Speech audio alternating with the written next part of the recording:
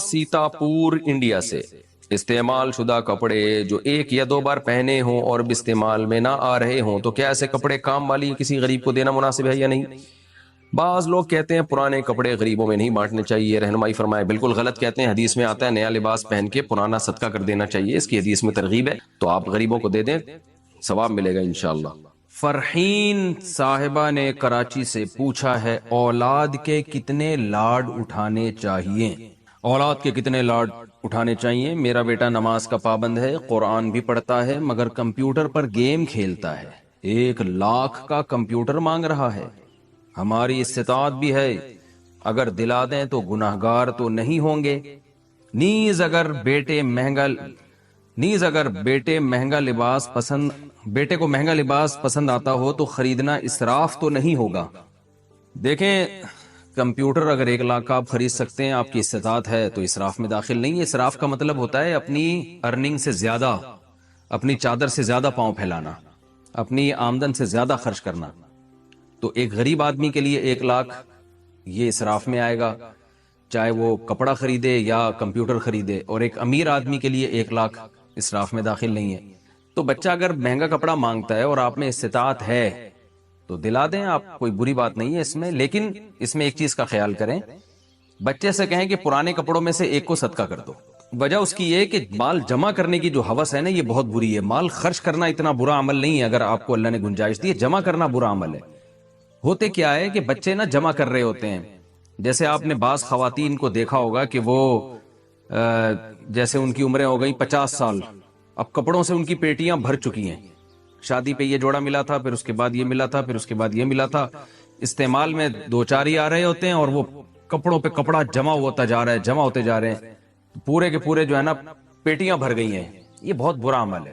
تو آپ نیا جوڑا خریدیں، پرانے کو صدقہ کر دیں، حدیث میں بھی اس کی ترغیب ہے۔ تو اگر اللہ نے آپ کو وسائل دیے، آپ روز نئے کپڑے خریدیں، اگر وسائل دیے ہیں تو آپ روز نئے کپڑے خریدیں، پابندی نہیں ہے شریعت میں، روز آپ نئی نئی چیزیں خریدیں، لیکن پرانی کو فوراً صدقہ کر دیں، اس کو کسی ٹھکانے لگائیں، جمع نہ کریں کہ اتنا اسٹاک آپ نے جمع کر لیا ہے، جمع کرنا برا عمل ہے۔ تو بچے کو بھی اگر آپ میں اللہ نے بہت استطاعت دی ہے تو بچے کو آپ کپڑے دلائیں۔ مالدار لوگ بچوں کو اپنے حساب سے کپڑے دلاتے بھی ہیں، پہناتے بھی ہیں، معیار بھی ان کا اونچا ہوتا ہے۔ اگر آپ غریب ہیں تو بھئی اپنا جو آپ کی چادر ہے اس حساب سے آپ چلیں، پھر بچے کو زیادہ فری نہ کرائیں، آپ کی آمدن ہے نہیں، بچہ روزانہ نئی نئی چیزیں مانگ رہا ہے، تو ایسا تو خراب ہو جائے گا، وہ آپ بھی قرضوں میں جکڑ جائیں گے، پھر اور بھی خرچے ہیں آپ کے، ان کو بھی فوکس کرنا ہے۔ دوسری بات یہ کہ یہاں لڑکا اور لڑکی میں بھی فرق کرنا چاہیے لباس کے معاملے میں۔ کمپیوٹر کی بات تو میں آگے کر رہا ہوں، لباس کے معاملے میں لڑکوں میں اور لڑکیوں میں فرق کرنا چاہیے۔ لڑکیوں کو تو لباس کی ایک رغبت ہوتی ہے، ان کو تو نئے نئے کپڑے پہننے کا شوق ہوتا ہے، یہ ان کی نیچر اور فطرت کا حصہ ہے۔ حضرت حکیم الامہ مولانا اشرف علی تھانوی رحمہ اللہ نے لکھا ہے کہ بچوں میں جو لڑکے ہیں نا، ان کو بچپن سے یہ باور کرانا چاہیے کہ بیٹا تم ماشاءاللہ لڑکے ہو، تمہارا کام اللہ نے جو تمہارے ذمہ کام لگائے ہیں اس میں یہ ہر وقت کپڑے اور اپنے جو ہے نا وہ نوک پلک درست کرنا، یہ لڑکیوں کا کام ہوتا ہے، تم تو لڑکے ہو ماشاءاللہ، تمہیں کیا یہ کپڑوں میں زیادہ دلچسپی مت لو، ان کو یہ باور کرائیں۔ جیسے ہمیں یاد ہے ہم چھوٹے بچے تھے تو جب بچیاں جو ہے نا لڑکیاں عید کی رات پہ مہندی لگا رہی ہوتی تھیں تو ہم بھی جا کے بیٹھ جاتے تھے کہ بھی ہمارے بھی لگاؤ۔ تو مجھے یاد ہے اپنی میری دادی کا ملفوظ، اللہ ان کی مغفرت فرمائے، وہ میں نے بھی ایک دن مہندی لگوا لی، سب لگوا رہی ہیں بچیاں، تو ہم نے بھی جا کے، ہم بھی بچے تھے، ہم نے کہا جی ہمیں بھی لگا دو، تو لگانے والوں نے ہمارے بھی لگا دی۔ تو ہماری دادی نے دیکھا تو ان کو بہت غصہ آیا، انہوں نے مجھے کہا کہ دیکھو بیٹا، جو لڑکا مہندی لگاتا ہے ہاتھ میں یا پاؤں میں وہ تلوار نہیں اٹھا سکتا۔ یعنی یہ موٹیویٹ کیا جاتا تھا کہ بھئی تمہیں اللہ نے مرد بنایا تو مردوں والے کام کرو، یہ جو چیزیں ہیں زیادہ فیشن اور زیادہ کڑھائیاں اور یہ سب چیزیں یہ لڑکیوں کے کام ہوتے ہیں، لڑکوں کے نہیں ہوتے۔ تو لڑکے کو آپ اچھے کپڑے پہنائیں، سوبر سا ڈریس پہنائیں، یہ منع نہیں ہے، لیکن اس کو زیادہ ان چیزوں میں نہ گھسنے دیں کہ ہر وقت شیشے کے سامنے بیٹھا رہے اور نوک پلک درست کرتا رہے اور کپڑوں پہ اکڑتا رہے۔ اسے بولے لڑکا تو لڑکا بھاگتا ہوا اور لڑتا ہوا اور کلابازیاں کھاتا ہوا اچھا لگتا ہے، اور وہ ایکسرسائز کرتا ہوا اچھا لگتا ہے، اس کے ذمہ بڑے بڑے کام ہیں، زیادہ ان چیزوں میں زیادہ نہ پڑے وہ، یعنی ایک حد تک تو ٹھیک ہے زیادہ، کیونکہ میں دیکھ رہا ہوں آج بعض بچوں کو، لڑکوں کو، کہ وہ بھی لڑکیوں والے فیشن کر رہے ہیں، ماں باپ ابھی سے ان کو بگاڑ رہے ہیں، پاؤڈر لگا رہے ہیں، ان کے سرخی لگا رہے ہیں، کیا کر رہے ہو تم، اپنے بیٹے کو کیا مخنث بنا رہے ہو، کیا کر رہے ہو؟ تو اس لیے یہ کام بہرحال نہ کریں۔ باقی یہ کہ نیا جوڑا خرید کے دینا ہے مہنگا، اگر آپ میں استطاعت ہے تو پرانا والا صدقہ کروائیں۔ باقی رہی بات ویڈیو گیم کی، جو پہلے نمبر پہ آپ نے پوچھا تھا، ویڈیو گیم بچوں کو کھیلنے دینا جائز ہے، وہ گناہ نہیں ہے، لیکن اس میں بہتر تو یہی ہے کہ وہ نہ کھیلیں، کیونکہ بچہ جسمانی ایکٹیویٹی کرتا ہے، اس کا ذہن بھی فریش ہوتا ہے، اس کی صحت بھی اچھی ہوتی ہے، بیمار بھی کم ہوتا ہے۔ بچوں کے ہاتھ میں جب آپ ویڈیو گیم پکڑا دیں گے، ان کی گردن کے مسائل، وہ گردن یوں جھکا کے دیکھتے رہتے ہیں موبائل، کمر کے مسائل کھڑے ہو سکتے ہیں ان کے لیے، پھر وہ فزیکل ایکٹیویٹی اس کی نہ ہونے کے برابر ہو جاتی ہے، دماغ پہ الگ اثرات پڑتے ہیں، پھر وہ جو کارٹون یا ویڈیو گیم میں جو اس کو میسج مل رہا ہے، اس سے اس کی جو روحانی تربیت ہے اس پہ بھی فرق آتا ہے۔ تو اس لیے ویڈیو گیم سے بچوں کو دور رکھیں۔ پھر بھی بعض دفعہ یہ خطرہ ہوتا ہے کہ آپ نے بہت زیادہ بچے پہ ویڈیو گیم کے بارے میں سختی کی تو وہ باغی بھی بن سکتا ہے، تو تھوڑا ماحول کا، انوائرمنٹ کا بھی رعایت کرنا اس زمانے میں ضروری ہے، کیونکہ بچے پھر بغاوت پہ آ جاتے ہیں، وہ دیکھتے ہیں سب لوگ کر رہے ہیں، ہمیں ماں باپ منع کر رہے ہیں، اور حرام بھی نہیں ہے ویڈیو گیم یا یہ جو اس طرح کی کمپیوٹر پہ چیزیں جو بشرطے کہ کوئی ناجائز عنصر نہ اس میں، تو حرام بھی نہیں ہے۔ تو پھر آپ بچے کو اگر کمپیوٹر لے کے دے رہے ہیں ویڈیو گیم، تو اس کا ٹائم کا پابند کریں کہ اتنی دیر آپ کو کھیلنے کی اجازت ہے۔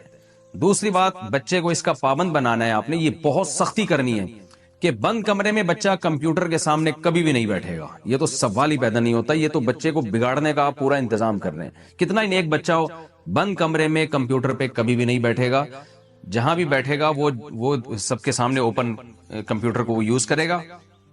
تو میرا خیال ہے اگر اتنی پابندی آپ کر لیتے ہیں کہ بھائی بند کمرے میں نہیں بیٹھنا آپ نے اور سب کے سامنے یوز ہوگا، پھر بے شک ویڈیو گیم کھیل لے تھوڑی دیر، لیکن اس کو ٹائم کو پابند کریں کہ آپ نے اتنی دیر آپ کو کمپیوٹر پہ بیٹھنے کی اجازت ہے، کیونکہ اگر آپ یہ بھی پابندی لگائیں تو اس میں خطرہ ہوتا ہے بچے پھر باغی ہو جاتے ہیں۔ اور ویسے بھی کمپیوٹر پہ جب بیٹھے گا تو اسے کچھ مفید چیزیں بھی بتائیں کہ بھئی یہ یوٹیوب پہ، فیس بک پہ یہ اچھے کام ہیں، یہ غلط کام ہے، تو تھوڑا سا اس میں اویئرنیس پیدا ہوگی، تو وہ آہستہ آہستہ اس کو پازیٹیو یوز اس کا زیادہ ہوگا۔ اگر آپ نے مکمل پابندی لگا دی کہ نہیں کمپیوٹر پہ بیٹھنا ہی نہیں ہے، تو بعض دفعہ یہ ہوتا ہے بچے پھر چھپ کے بیٹھتے ہیں، پھر وہ تمام حدود کو کراس کرتے ہیں، کیونکہ وہ غلط سمجھ کے پھر کمپیوٹر پہ بیٹھتے ہیں۔ تو جب غلط سمجھ کے بیٹھتے ہیں، ان کو پتہ ہے ماں باپ نے پابندی لگائی ہوئی ہے، تو وہ چھپ چھپ کے دیکھیں گے، پھر غلط چیزیں دیکھنے کا عنصر ان میں، خطرہ ان میں زیادہ ہوتا ہے۔ اور اس بات کا بھی خطرہ ہوتا ہے کہ جب اچانک یہ پابندیاں ان سے اٹھیں گی تو وہ غلط چیز میں مبتلا ہو جائیں گے۔ تو یہ جدید ٹیکنالوجی ایسی چیز ہے کہ والدین کو اپنے سامنے ہی بچے کو ٹرین کر دینا چاہیے، اپنے ہی سامنے ان کو بچوں کو ٹرین کر دینا چاہیے، تربیت کرنی چاہیے کہ دیکھو بیٹا یہ چیز اس میں دیکھنے کی ہے اور یہ چیز ایوائڈ کرنے کی ہے۔ تو اس طرح کا اگر آپ کرتے ہیں تو پھر ٹھیک ہے، پھر اس میں کوئی حرج نہیں ہے۔ وہ 1 لاکھ کا کمپیوٹر ہو 2 لاکھ کا ہو، وہ آپ کا ہیڈک ہے، آپ کو اللہ نے وسائل کتنے۔ صدقات و خیرات اللہ کو خوش کرنے کے لیے صدقے میں کیا، کسی کو راشن دے دیں، کسی کو پیسے دے دیں، بکروں کو صدقے کی بھیٹ مت چڑھائیں، یہ پیغمبر کی تعلیمات نہیں ہے۔ اسلام میں صدقے کے بکرے کا کوئی تصور نہیں ہے۔ اس پہ لوگ پھر مجھ پہ توپے لے کے چڑھ جاتے ہیں، لو صدقے کے بکرے کا انکار کر دیا۔ بھائی صدقہ ہے، بکرا کہاں سے لے آئے آپ؟ اس میں بکرے کا کانسیپٹ کیا ہے یہ ذہن میں رکھیں۔ لوگ یہ سمجھتے ہیں کہ جانور کا خون بہنے سے بلائیں ٹلتی ہیں، یہ آپ نے اپنی طرف سے نکال لیا ہے۔ جانور کا خون بہنے سے بلائیں ٹلنے کا اسلام نے یہ نہیں کہا۔ بکرا تو ٹل گیا، بلاؤں کا نہیں پتا ہمیں۔ ہمارے حضرت فرمایا کرتے جو بکرے کاٹتے ہیں نا اپنے مریض کے لیے کہ اس کو شفا مل جائے، ہم بکرا کاٹ رہے ہیں، تو فرمایا کہ جو فرشتہ بکرے کی جان لیتا ہے وہی اسی مریض کی جان بھی لے کے چلے جاتا ہے۔ کہا وہ فرشتہ اتنا تیز ہے، وہ کہتا ہے تیرا بکرا بھی گیا اور تیرا مریض بھی گیا، تو کیوں ایڈیشن کر رہے ہو؟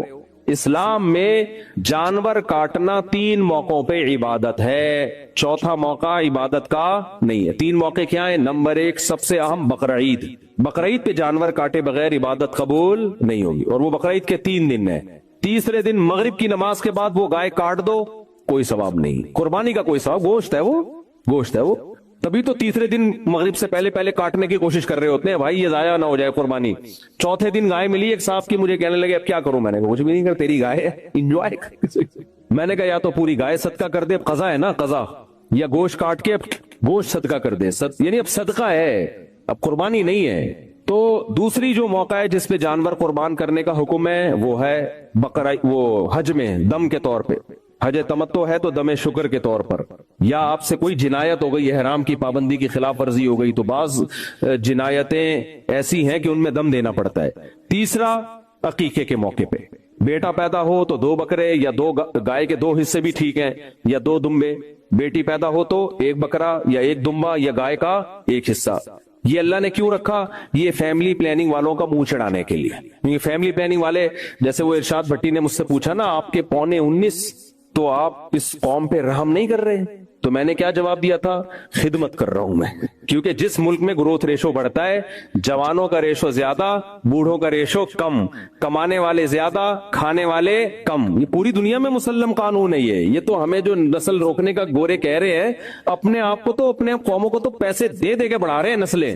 ایک بچے پہ ٹھیک ٹھاک پیسہ ملتا ہے. ہمیں اس لیے کہہ رہے ہیں کہ یہ ویسے ہی تباہ ہو رہے ہیں، تو اب آبادی روک کے اور تباہ کر دو تاکہ بڈھے بڑھ جائیں، جوان کم ہو جائیں. تو اور زیادہ ہمیں برباد کرنے کے لیے یہ کہیں. ہمارے خیر خواہ تھوڑی جو ہمیں مشورے دے رہے ہیں کہ جو ہے یہ نسل روکو.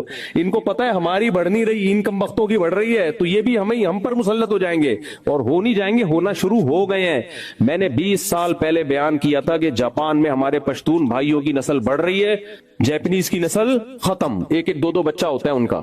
حکومتیں کہہ رہی ہیں بچے پیدا کرو، نہیں کر رہے. میں نے کہا دیکھنا ایک دن آئے گا جاپان میں چپلی کباب کے ہوٹل کھلیں گے، نسوار کی دکانیں کھلیں گی. میں اب جاپان ہو کر آیا ہوں لاسٹ ایئر، الحمدللہ کھل گئے. اور وہاں بتا رہے ہیں ہمارے جو پشاور کوئٹہ کے پشتون لوگ ہیں، وہ کہہ رہے ہیں بھائی ہم تو یہاں کی عورتوں سے نکاح کرتے ہیں، ہمارے بچے بھی پیدا ہوتے ہیں، تو ہماری نسل بڑھ رہی ہے. وہاں پنجاب کے سیالکوٹ کے لوگ ملے، ان کی نسل بڑھ رہی ہے. جاپانیوں کے 1-2 بچے، نسل ختم. تو دنیا میں یونان ایک ایسا کنٹری ہے، یونان میں جو اصل قوم رہا کرتی تھی ختم ہو چکی ہے. پتا ہے آپ کو؟ وہاں دوسری قومیں ہیں، کیونکہ انہوں نے نسل روکی، ختم. تو ایسے غائب ہوتی ہے نسلیں، پتہ بھی نہیں چلتا. ایسے نسلیں غائب ہوتی ہیں. اور لوگ ہمیں کہتے ہیں کہ مفتی صاحب کو یونائٹڈ نیشن کا نہیں پتا. یونائٹڈ نیشن کی نظر میں اس وقت آبادی ایک بہت بڑا عذاب بن چکی ہے، اور یہ کہہ رہے بچے پیدا کرو. آپ کو یونائٹڈ نیشن کا نہیں پتا. یونائٹڈ نیشن کی جو مستند رپورٹ ہے وہ یہ ہے کہ گروتھ ریشو اتنا خطرناک گر گیا ہے کہ کووڈ سے بڑی تباہی آنے والی ہے دنیا میں. کووڈ سے بڑی تباہی آنے، کیونکہ فطرت کا ایک لا ہے نا کہ اتنی سپیڈ ہونی چاہیے تاکہ بوڑھوں کا ریشو جتنا ہے اس حساب سے جوانوں کا ریشو ایک اتنا رہے. وہ اب مینٹین نہیں ہے، وہ کیا ہو گیا ہے؟ وہ خراب ہو گیا ہے. تو اب تو دنیا چیخ رہی ہے بھائی. جاؤ سویڈن میں، ڈنمارک میں اور مختلف ملکوں میں جاؤ، پاگل ہوئے ہوئے. وہ کہتا ہے بڑھاؤ یار، تبھی تو ہمیں ویزے دے رہے ہیں. وہ امریکہ کہہ رہے ہیں فیملی کے ساتھ آ جاؤ. آپ کہہ رہے ہو ہمیں نہیں بلا رہے. وہ پہلے دیکھتا ہے کہ یہاں کے خالی بچے ہی پیدا کرے گا یا کچھ اور بھی کرے گا. کوئی انلیگل ایکٹیویٹی میں تو نہیں ہے، لیکن وہ چاہ رہے ہیں کہ فیملی والے لوگ آئیں اور بچے یہاں آ کے پیدا کر کے نسل بڑھائیں.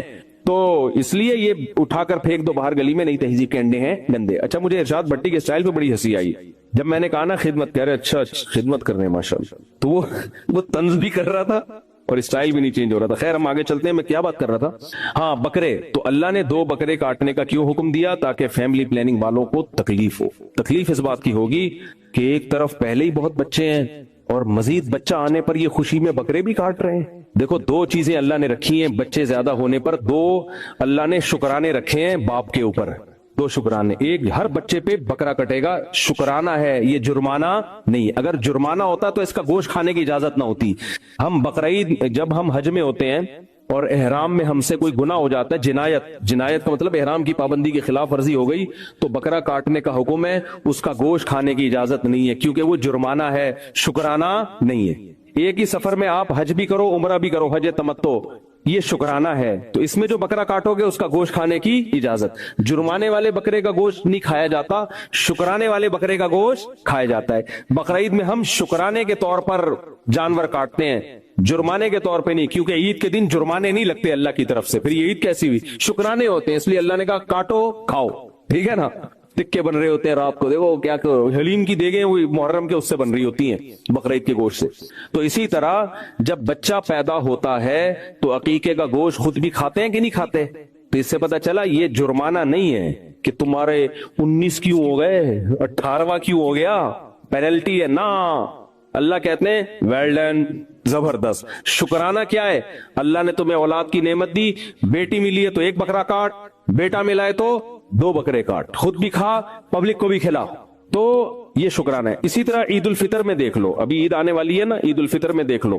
عید الفطر میں فطرانہ جتنے بچے زیادہ ہوں گے اتنا فطرانہ زیادہ. 19 کو ضرب دینا پڑے گا، 19 کو 2.25 کلو گندم سے ضرب دینا پڑے گا. عید کے دن جرمانہ ہوگا یا شکرانہ ہوگا؟ یہ بھی شکرانہ ہے. تو جس کی بچے جتنے زیادہ اس پہ شکرانہ اتنا زیادہ. اور علماء فقہا لکھتے ہیں کس بات کا شکرانہ ہے؟ یہ اس بات کا شکرانہ کہ اللہ آپ کے ذریعے اتنے افراد کو کھلا رہا ہے. اللہ کو کھلانے والا پسند، کھانے والا بالکل بھی پسند نہیں ہے. کہ تمہارے ذریعے سے اللہ اپنی مخلوق کو کھلا رہا ہے تو باپ پر لازم ہے کہ وہ دے. یہ ماں پہ لازم نہیں ہے، باپ پہ ہے. حالانکہ کھلاتی تو ماں بھی ہے، خرچہ کس کا ہو رہا ہے؟ باپ کا. اس لیے اللہ کہہ رہا ہے تیرا باپ بھی کھلائے گا. تو اس لیے بھائی میں فیملی پلاننگ کو اس لیے مانتا کہ فیملی پلاننگ اور اسلام ایک دوسرے سے کیا ہے، یہ 180 ڈگری پر ہیں. تو یا تو اسلام چھوڑ دو بھائی، پورے گوروں کی طرح کھسک جاؤ ادھر ہی. ان کے تو ہو ہی نہیں رہا، ایک بھی نہیں ہوتا، وہ بھی پتہ نہیں چلتا، ہونے کے بعد کنفیوز ہوتے ہیں اسی کا ہی ہے یا اس میں بھی کوئی گڑبڑ ہو گئی ہے. تو ہم تو مسلمان ہیں بھائی، بڑا خاندان، خوشحال خاندان. کوئی غربت آ بھی جائے، خدا نخواستہ کھانے پینے کی کمی بھی آ جائے، تو بھائی اللہ تعالیٰ کبھی آزمائش میں ڈالتا ہے، کبھی پیٹ بھر کے کھلاتا ہے. نبی نے کیا فرمایا کہ میں چاہتا ہوں ایک دن پیٹ بھر کے کھاؤں، ایک دن بھوکا سوؤں. جب بھوکا سوؤں گا صبر کا ثواب، پیٹ بھرے گا شکر کا ثواب. ویسے تو اللہ دیتا ہے چپڑ پھاڑ کے روزی، لیکن اگر کوئی آزمائش آئے تو یہ تھوڑی، یہ دنیا تو مسافر خانہ ہے. تو اللہ کی طرف توجہ. باقی اس پہ میں بہت سارے اشکالات ہوتے ہیں، تعلیم کیسے ہوگی، تربیت کیسی، ان کے جوابات دے چکا ہوں. اگر میں ابھی فیملی پلاننگ کو بدنام کرنے میں لگ گیا نا تو پھر یہ صورت رہ جائے گی. ان کو بھگو کے میں لگاتا ہوں. اور ان کی اپنی زندگی دیکھ لو بیچاریوں، بڑھیا جب ہوتی ہے نا فیملی پلاننگ والی، جو لوگوں عورتوں کو خراب کر رہی ہوتی ہے، خود بڑھاپے میں ان کی حالت پہ ترس آتا ہے. کوئی خاندان نہیں ہوتا، کوئی پریوار نہیں ہوتا. تو اللہ نے ہمیں حکم دیا. ہاں جانور کاٹنے کی بات کر رہا تھا تو صرف عقیقے میں اور بقرعید میں اور حج میں، باقی جانور کاٹنا کوئی عبادت بولو نہیں.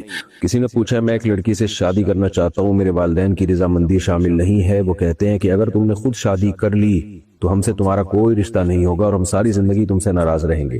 میرے باقی بہن بھائی اور دیگر رشتے دار بھی ان کے ساتھ ہیں ان کے اس فیصلے میں. اور لڑکی کو میں نے حلفیہ بیان دیا ہوا ہے کہ میں صرف تم سے شادی کروں گا اور کسی سے نہیں کروں گا. اس صورتحال میں کیا مجھے شادی کرنی چاہیے؟ والدین کیوں منع کر رہے ہیں؟ کوئی معقول وجہ ہے یا ایویں بس بلا وجہ کی ایک پخ لگائی ہوئی ہے کہ ہم نے اپنے خاندان میں ہی کرنی ہے؟ تو اگر کوئی معقول وجہ نہیں ہے، بس ایویں جیسے بعض لوگوں میں ہوتا ہم نے قوم میں ہی کرنی ہے اپنی، یہ بالکل ایک فضول بات ہے. ایسی صورت میں والدین کو ظلم کر رہے ہیں، زیادتی کر رہے ہیں، کیونکہ نکاح کرنا اولاد کا بنیادی حق ہے. فَانْكِحُوا مَا طَابَ لَكُم مِّنَ النِّسَاء، قرآن کہتے ہیں جہاں جو تمہیں پسند آئے ان سے نکاح کرو. تو اب یہ اولاد کا بنیادی حق ہے، اس میں والدین کو روکنے کی اجازت نہیں ہے. ہاں کوئی معقول وجہ ہو نا، وہ لڑکی کسی ایسے خاندان سے ہو کہ والدین کو ڈر ہے کہ ہماری عزت کا جنازہ نکل آئے گا، وہ بعد میں مسائل پیدا کرے گی، تو ایک الگ بات ہے. تو اس لیے آپ کے والدین غلط کر رہے ہیں، میں یہی کہہ سکتا ہوں. اور باقی میں مشورہ نہیں دے سکتا کہ آپ کو کیا کرنا چاہیے. مشورہ جب تک کسی کے پورے حالات سامنے نہ ہو اور پوری ڈیٹیل سامنے نہ ہو تو اس وقت تک کسی کو مشورہ نہیں دیا جا سکتا. پھر میرے مشورے ایک کلپ چلا کے لوگ جنرلی ہر ایک پہ فٹ کرنا شروع کر دیتے ہیں. تو اس میں ہر شخص کی انفرادی حیثیت دیکھی جاتی ہے کہ اس کے حساب سے اس کو مشورہ دیا جاتا ہے. وضو کے بعد شک ہو کہ پاؤں دھوئے تھے یا نہیں تو کیا دوبارہ وضو کرنا ہوگا؟ نہیں جی، جب وضو کر کے کھڑے ہو کر آ گئے چل پڑے تو بس اب شک کا اعتبار نہیں ہے. جب کام کمپلیٹ ہو جائے نا اس کے بعد پھر شک کا اعتبار نہیں ہوتا کہ پتہ نہیں ناک میں پانی ڈالا تھا کہ نہیں ڈالا تھا. اس شک کا کوئی اعتبار نہیں ہے، وضو ہو گیا ہے آپ کا. عورت اگر شوہر سے زیادہ کماتی ہو تو کیا خرچ اس پر لازم ہوگا؟ عورت کا اور بچوں کا خرچہ شرعی طور پر مرد ہی کے ذمہ ہوتا ہے، یعنی بچوں کے باپ کے ذمہ اور عورت کے شوہر کے ذمہ ہوتا ہے، چاہے عورت خود کماتی ہو یا نہ کماتی ہو. لیکن یہ اس صورت میں ہے جب عورت شوہر کی اجازت کے ساتھ کماتی ہو، یعنی شوہر نے اجازت دی ہوئی ہو کہ ٹھیک ہے تم کما سکتی ہو. لیکن اگر عورت شوہر کی مرضی کے بغیر کماتی ہے، یعنی شوہر چاہتا ہے کہ ہاؤس وائف بنے، آپ گھر میں رہیں، لیکن عورت کہتی ہے نہیں میں نے کمانا ہے، تو ایک تو یہ گناہ بھی ہے کہ شوہر کی آپ اطاعت کیوں نہیں کر رہی. اور اس صورت میں پھر شوہر پر آپ کا نان نفقہ یعنی عورت کا نان نفقہ لازم نہیں ہوگا، کیونکہ وہ شوہر کی پرمیشن کے بغیر گھر سے نکل رہی ہے اور خود کما رہی ہے، تو وہ ایک طرح سے ناشزہ میں آ گئی ہے. تو شوہر پھر اسے یہ کہہ سکتا ہے، یہ معاہدہ کر سکتا ہے ٹھیک ہے اگر تم نے کمانا ہی ہے تو پھر اپنا خرچہ تم خود اٹھاؤ گی. تو موبائل پر فحش اشتہارات خود بخود آ جائیں تو گناہ کس پر ہوگا؟ جو اشتہار چلا رہے ہیں ان پر ہوگا، آپ اس کو فوراً ہٹا دیا کریں. بیوی اگر ساس کے رویے سے تنگ ہو کر جواب دے دے تو کیا نافرمانی ہوگی؟ عورت کو چاہیے اپنی ساس کا احترام کرے. آج کل بہویں ساسوں کے سامنے زبان بہت چلانے لگی ہیں. میں نے جو چیز سب سے زیادہ نوٹ کی ہے، دیکھیں کوئی بھی جب بڑا ہوتا ہے نا اس کو ریسپیکٹ چاہیے ہوتی ہے، ادب چاہیے ہوتا ہے، وہ نہیں چاہتا کہ زبان چلائی جائے. تو ڈرامے فلمیں دیکھ دیکھ کے نا چیخنے چلانے کا گھروں میں ماحول بن گیا ہے. کوئی بات بتائی جائے آگے سے فوراً طنزیہ جواب بہو کی طرف سے جاتا ہے. تو ادب تمیز تو ختم ہو رہی ہے نا, یورپین کلچر آ رہا ہے ہماری سوسائٹی میں, اس سے گھروں میں آگ لگتی ہے. اس لیے ساس کو چاہیے کہ بہو کو بیٹی سمجھے, اور اگر کبھی کبھار اس نے کوئی ایسی بات کر دی ہے جو تھوڑی سی سخت ہے, تو بڑوں کے احترام کا اور ساس کے رشتے کا تقاضا یہ ہے کہ عورت یعنی بہو جو ہے کبھی کبھار اگر کچھ ہو جاتا ہے تو برداشت کر لے. وہ بار بار ہو رہے طنز ہو رہے ہیں, بار بار ٹارچر ذہنی کیا جا رہا ہے, تو اپنے ہسبینڈ کو بتایا, اپنے میاں کو بتایا کہ اپنی والدہ کو محبت سے آرام سے سمجھا دے. سمجھنے والی ہوں گی تو سمجھ جائیں گی, نہیں سمجھنے والی ہوں گی تو نہیں سمجھیں گی. نماز میں رونا آ جائے تو نماز باقی رہتی ہے؟ جی ہاں باقی رہتی ہے. شوہر اگر بیوی کو میکے جانے سے بار بار روکے تو کیا یہ ظلم ہے؟ بار بار روکے کا کیا مطلب ہے؟ اگر وہ دن میں 26 بار جا رہی ہے تو بار بار ہی روکے گا نا. تو میکہ اگر شہر سے باہر ہے تو پھر کتنا باہر ہے, ملک سے باہر ہے, تو اب مثال کے طور پر بیگم اپنے شوہر کے ساتھ امریکہ میں رہتی ہے اور اس کا میکہ پاکستان میں ہے, تو سال میں 1 دفعہ بھی چلی جائے بہت ہے. لیکن اگر وہ اگلے محلے میں ہی, اگلی گلی میں ہی ہے گھر اس کا, تو اگر ہفتے میں 1-2 بار چلی جائے تو بھی ٹھیک ہے. تو بار بار کا تعلق اس سے جا کتنی بار رہی ہے. تو شہر میں اگر گھر ہے تو ہفتے میں 1-8 بار تو بچیاں آتی ہیں اپنے ماں باپ کے گھر چھٹی والے دن خاص طور پر, تو شوہر کو چاہیے مت روکے, اس سے غیر اخلاقی حرکت ہے. اور اگر شہر سے باہر ہے تو کم از کم مہینے میں 1-8 دفعہ اگر جانا چاہے تو میرا خیال ہے غیر اخلاقی حرکت ہے, اس کو روکنا, جانے دینا چاہیے. ہاں بعض دفعہ ہوتا ہی ہے کہ جب بیگم میکے جاتی ہے تو اس کی ماں اور بہنیں جو ہے نا وہ کان بھر کے بھیجتے ہیں. یہ بہت کامن مسئلہ ہے ہماری سوسائٹی میں کہ بیوی جب بھی اپنے ماں باپ کے گھر سے ہو کے آتی ہے تو لڑائی کرتی ہے. یہ بہت زیادہ لوگوں کی شکایتیں ہیں. پتہ نہیں وہاں اس کو کون سے سافٹ ویئر انسٹال, پرانے والے نکال کے نئے سافٹ ویئر ڈالے جاتے ہیں تو اپڈیٹ کیا جاتا ہے سافٹ ویئر. وہ جب بیگم جب شوہر کے ساتھ رہتی ہے نا, آہستہ آہستہ اس کے مزاج کی عادت ہو جاتی ہے اس کو, اور کمپرومائز کر لیتی ہے, اور دونوں میاں بیوی محبت سے زندگی گزارنے لگتے ہیں. لیکن جیسے ہی وہ جاتی ہے اپنی اماں کے گھر, وہاں سے اس کے سافٹ ویئر اپڈیٹ ہو کے آ جاتے ہیں, تو نیا ورژن ڈل جاتا ہے, پھر دوبارہ سے لڑائیاں شروع. تو پھر ایسی صورت میں شوہر جو ہے وہ نہیں چاہتا کہ بیگم میری بار بار میکے جائے, تو ایسی صورت میں وہ روک لیتا ہے تاکہ گھر میں لڑائیاں نہ ہو. تو بیگم کو بھی چاہیے رک جائیں. ہاں بالکل قطع تعلق ختم کرنا ماں باپ سے, بہن بھائیوں سے, یہ تو کسی صورت میں جائز نہیں ہے. جھوٹ بول کر اگر نوکری ملی ہو تو کیا چھوڑنا لازم ہے؟ جھوٹ بول کے نوکری کرنا جائز نہیں ہے. البتہ اب کر دیا ایک کام اور نوکری مل گئی, اور اب ذمہ داری کے ساتھ اپنی یعنی جاب کر رہے ہیں, اور جس چیز کی آپ کو تنخواہ مل رہی ہے وہ کام آپ پراپر وے میں کر رہے ہیں, تو اب نوکری چھوڑنے کی ضرورت نہیں ہے. بس توبہ استغفار کریں. جھوٹ بولنا بہت سخت گناہ ہے, بری بات ہے, جھوٹ سے اجتناب کرنا چاہیے. لیکن نوکری کی آمدن کا تعلق اس سے ہے کہ آپ جو کام کر رہے ہیں, یعنی جو جاب آپ کو دی گئی ہے وہ کام جائز ہے یا نہیں ہے, اور اس میں ذمہ داری سے آپ وہ جاب کر رہے ہیں کہ نہیں کر رہے. والدین شادی کے معاملے میں دباؤ ڈالے تو کیا نکاح درست ہوگا؟ اگر لڑکی یا لڑکے نے قبول کر لیا, بلکہ لڑکی کے باپ نے اس کو بتایا کہ تمہارا نکاح ہم نے کر دیا ہے, تمہیں قبول ہے, لڑکی خاموش بھی رہ گئی تو نکاح ہو جائے, کنواری لڑکی خاموش بھی رہ گئی تو نکاح ہو جائے گا, اور زبان سے کہہ دیا یا سر ہلا دیا تو بہرحال ہوگا ہی ہوگا. تو دباؤ میں طلاق بھی ہو جاتی ہے, نکاح بھی ہو جاتا ہے. اس لیے اگر کسی نے نکاح نہیں کرنا ہے تو دباؤ میں نہ آئے. اگر لڑکی سے پوچھا جائے آپ کو یہ قبول ہے تو صاف انکار کر دے نہیں, تو ایک دفعہ دباؤ میں آ جاتی ہیں, پھر ساری زندگی مصیبت کھڑی رہتی ہے. تو اسی وقت ایکشن لینا چاہیے, بلکہ جب رشتے کی بات چل رہی ہوتی ہے اس وقت بتا دے بھائی مجھے رشتہ قبول نہیں ہے. ویسے تو ماں باپ کی ترجیح کو ترجیح دینی چاہیے. ماں باپ جو کہہ رہے ہیں وہ بچوں کے لیے اچھا کر رہے ہوتے ہیں, تو والدین نے جہاں رشتہ کیا ہے بہتر ہی کیا ہوتا ہے. لیکن اگر پھر بھی کوئی ایسا ہے کہ نہیں ہے بالکل, اس کو کسی طرح سے بھی وہ ایکسیپٹیبل نہیں ہے, تو پھر لڑکی ہو یا لڑکا اس کو صاف لفظوں میں کہہ دینا چاہیے بھائی نہیں, میں نہیں کر سکتا, یہاں پہ دباؤ میں آنا ہی نہیں چاہیے. لیکن اگر ہاں کر دے گا یا کر دے گی تو ہو جائے گا نکاح. شوہر بیوی کو ہر بات پر طلاق سے ڈرائے تو کیا یہ گناہ ہے؟ دیکھیں بعض لوگ تو سیریس نہیں ہوتے, بس ایویں طلاق کا لفظ استعمال کرتے رہتے ہیں. یہ تو طلاق کے ساتھ مذاق ہے, اور خاندانی لوگ اس طرح نہیں کرتے. البتہ بعض دفعہ شوہر کا واقعی ارادہ ہوتا ہے زوجہ کو طلاق دینے کا, وہ اس سنگین نوعیت کی غلطیاں ہو رہی ہوتی ہیں, تو وہ سوچتا ہے کہ میں طلاق دینے سے پہلے دھمکی دے دوں تاکہ یہ سدھر جائے. تو خواتین اس کو بھی ایشو بنا لیتی ہیں, لو بھائی طلاق کی دھمکیاں کی دے رہے ہو, طلاق کی دھمکی. بھائی ہو سکتا ہے وہ سیریسلی دے رہا ہو, وہ نہیں چاہتا کہ آپ کو طلاق ہو, لیکن وہ دھمکی اس لیے دے رہا ہے کہ یہ سدھر جائے, کوئی غلطی ہے تو یہ اپنی غلطی کو ٹھیک کر لے تاکہ طلاق کی نوبت نہ آئے. تو لیکن وہ اس کو سیریس ہی نہیں لے رہی ہوتی, بلکہ اور اس کو ایشو بنا لیتی ہیں, لو بھائی طلاق کی دھمکیاں بھی دے رہے ہو. تو طلاق کی دھمکیاں اگر مذاق میں دے رہا ہے یا ایویں بس کھیل بنایا ہوا ہے تو 100% غلط ہے. آپ بیوی کو ڈرانے دھمکانے کے لیے کوئی اور طریقہ استعمال کر لو بھائی. لیکن اگر سیریس ہے کوئی ڈیورس دینے میں تو پھر تو شریعت یہی چاہتی ہے بھائی اس کو مہلت تو دو، اس کو پہلے بتاؤ کہ بھائی یہ اس نوعیت کی اب غلطیاں ہو رہی ہیں کہ میرے لیے ناقابل برداشت ہے، تو اب جو ہے آپ اپنے آپ کو درست کر لیں، ورنہ میرا ارادہ ہو رہا ہے آپ کو چھوڑنے کا۔ تو اگر واقعی ارادہ ہو، ویسے تو کوشش کریں نہ ارادہ ہو، طلاق کوئی اچھا کام نہیں ہے، تو ایسی صورت میں اگر شوہر دھمکی دے رہا ہے تو پھر عورت کو چاہیے وہ یہ نہ کہے کہ دھمکیاں کیوں دے رہے ہو، پھر عورت کو چاہیے کہ اپنے آپ کو ٹھیک کرنے کی کوشش کرے تاکہ طلاق تک نوبت نہ آئے۔ دیکھیں جب دو ملکوں کی لڑائی ہوتی ہے نا تو ایک طریقہ تو یہ ہوتا ہے کہ ایک دم حملہ کر دیا جائے، ایک طریقہ یہ ہوتا ہے کہ آپ چاہتے ہیں کہ لڑائی نہ ہو تو پھر پہلے دھمکی دی جاتی ہے تاکہ سامنے والا سدھر جائے۔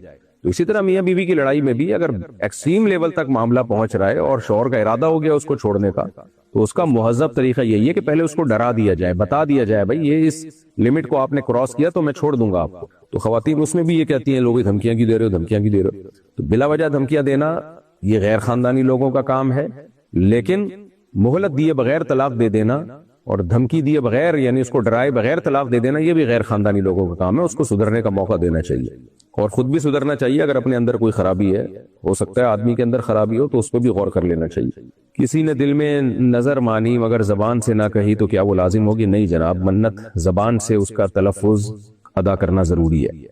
عورت اگر عدت میں خود کو تنہا محسوس کرے تو کس حد تک باہر جا سکتی ہے؟ عورت گھر سے نہیں نکل سکتی، قرآن کے احکام ہیں یہ، لا تخرجوہن من بیوتہن ولا یخرجن، عورت کو بھی گھر سے نہیں نکالا جائے گا اور وہ خود بھی گھر سے باہر نہیں نکلے گی۔ اور اگر ڈر لگ رہا ہے، کوئی خوف ہے، گھر میں بالکل اکیلی ہے، تو اس کے کوئی محرم رشتہ دار اس کے ساتھ آ کے رہے، اور اگر کوئی محرم رشتہ دار رہنے کے لیے تیار نہیں ہے اور گھر میں اکیلے کوئی خوف ہے، خدا نہ خواہ بعض دفعہ اکیلے ڈر بھی لگ رہا ہوتا ہے، پھر ایسی صورت میں وہ گھر چینج کر سکتی ہے، اپنے ماں باپ کے گھر میں عدت گزار سکتی ہے، لیکن یہ مجبوری کی حالت میں۔ کسی نے جلدی میں نماز چھوڑ دی، بعد میں بہت پچھتاوا ہوا، اب کیا کرے؟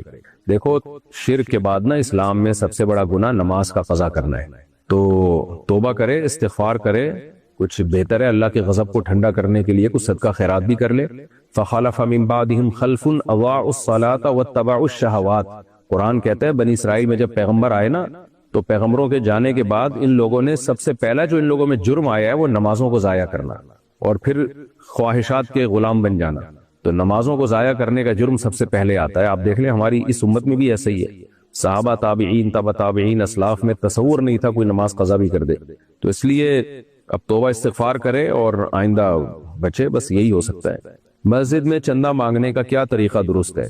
دیکھیں مسجد میں اگر چندہ مانگنا ہو تو عمومی مجمع کو خطاب کیا جائے کہ بھئی مسجد میں اتنے پیسوں کی ضرورت ہے تو لوگ تعاون کریں، صدقہ جاریہ ہے، ثواب ملے گا، اللہ کا گھر کو جو آباد کرتا ہے اللہ اس کے گھروں کو آباد کرتا ہے، تو ایسا عمومی اعلان کیا جائے اور حساب کو کلیئر رکھا جائے۔ بہت سے مسجدوں میں ہم نے دیکھا ہے کہ وائٹ بورڈ یا بلیک بورڈ پہ پورا لکھا ہوا ہوتا ہے انہوں نے کہ اس مہینے اتنا چندہ آیا اور اتنے خرچہ ہوا، تو ایسا کلیئر رکھے، رسید کے بغیر ان کو چندہ نہ لیا جائے اور انڈیویجولی کسی کو اجازت نہ ہو اپنے طور پہ جا کے لوگوں سے چندہ لے رہا ہو، بلکہ جو بھی چندہ آئے گا بھئی ایک پروسیس کے تحت کہ کمیٹی کے پاس آئے گا چندہ، تو اس طریقے سے چندہ ہو۔ اور لوگوں کو بعض مسجدوں میں ہم نے دیکھا ہے کہ انڈیویجولی لوگوں کو جو ہے نا خطاب کیے جا رہے ہوتے ہیں، ہاں بھئی جمشید صاحب آپ کتنے پیسے دیں گے، ہاں بھئی ستار بھائی آپ بتائیں، یہ جائز نہیں ہے۔ نبی صلی اللہ علیہ وسلم نے فرمایا لا یحل مال امرئ مسلم الا بطیب نفس منہ، کسی مسلمان کا مال اس کی دل کی خوشی کے بغیر حلال نہیں ہے۔ اب آپ جب سب کے سامنے آپ کہیں گے جمشید صاحب آپ کتنے پیسے دیں گے، وہ آدمی ٹھٹرچا جاتا ہے، کہتا ہے یار اب میں نے نہیں دیے تو بھی ذلت ہے، دے دیے، تھوڑے دیے تو لوگ کیا کہیں گے کہ یار اتنا بڑا سیٹ ہے اتنے سے پیسے دے رہا ہے۔ میں بہت سے لوگوں کو جانتا ہوں جو کسی مسجد کے نمازی تھے لیکن وہاں امام کی اس حرکت کی وجہ سے وہ وہاں نماز پڑھنا انہوں نے چھوڑ دی ہے، تو یہ بہت بری حرکت ہے۔ ائمہ کرام کو اس سے بچنا چاہیے، ہمارے جتنے بھی اکابر تھے انہوں نے سختی سے منع کیا اس عمل سے کہ آپ بھرے مجمع میں لوگوں سے جا کے نہ کہیں ہاں بھئی آپ کتنے پیسے دے رہے ہو، ہاں بھئی آپ کتنے پیسے دے رہے ہو، بلکہ جب آپ یعنی امام کا کسی سے سلام دعا ہو نا تو انڈیویجولی بھی نہ کہے اس کو، کہ اکیلے میں بھی نہ کہے کہ ہاں بھئی یہ ہے ہماری مسجد تعمیر ہو رہی ہے اور آپ کتنے پیسے دیں گے ذرا بتا دیں، یا آپ بھی دیں اس میں پیسے۔ آدمی اس سے بھی شرم میں آتا ہے اور اس میں بھی وہ اپنے اوپر دباؤ محسوس کرتا ہے۔ تو امام صاحب کو چاہیے اگر ان کے کسی اسٹیٹ سے تعلقات ہیں، کسی مالدار آدمی سے دوستی ہے، تو بس اتنا بتا دیں یار کوئی بندہ ہو تو بتانا، ہماری مسجد میں کنسٹرکشن کا کام ہو رہا ہے، اگر کوئی کرنا چاہے تو بتا دینا۔ تو آپ کا جو دوست ہے وہ اگر خود کرنا چاہے گا تو خود ہی کر لے گا، لیکن اس کو یہ نہ کہے کہ آپ کریں، یہ بہت زیادہ اگلے پر دباؤ ہوتا ہے. لوگ اسی وجہ سے پھر اماموں سے اور مولاناؤں سے دور بھاگتے ہیں کہ یار ان کے پاس جب بیٹھو تو یہ کوئی نہ کوئی پیکج دے دیتے ہیں. تو میں نے تو اپنے شیخ حضرت مفتی رشید احمد صاحب رحمہ اللہ تعالیٰ سے یہی سیکھا ہے.